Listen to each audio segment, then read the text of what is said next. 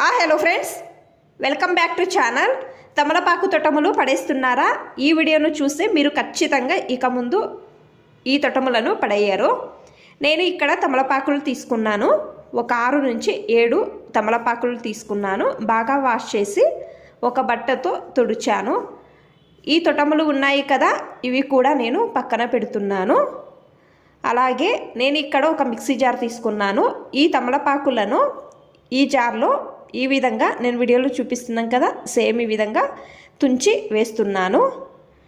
వేసిన తర్వాత నేను ఇక్కడ కొంచెం శొంఠి తీసుకొని పైన పొట్టు తీసి ఈ విధంగా కట్ చేసి తీసుకుంటున్నాను.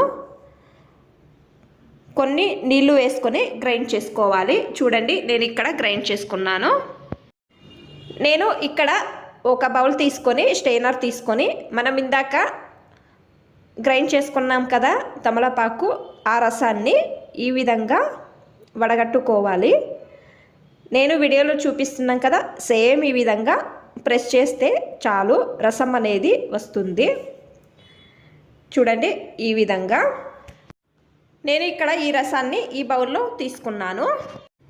నేను ఇక్కడ ఒక బాండ్లీ తీసుకున్నాను. స్టవ్ ఆన్ చేసి బాండ్లీ స్టవ్ పైన పెట్టాను. కొన్ని నీళ్లు తీసుకోవాలి.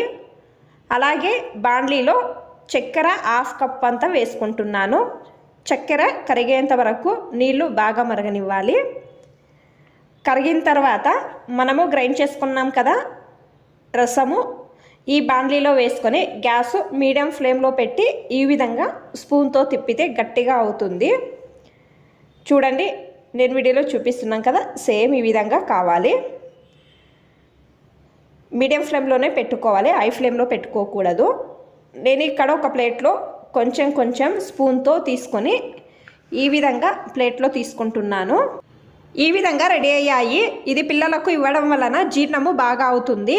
అలాగే జలుబు ఉన్నప్పుడు కానీ లేకపోతే కఫము ఉన్నప్పుడు కానీ తగ్గుతుంది.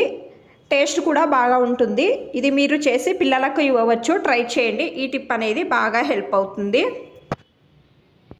సెకండ్ మెథడ్, ఈ తొటములు మనం పడేస్తాం కదా, ఇక ముందు ఇవి కూడా పడేయకండి.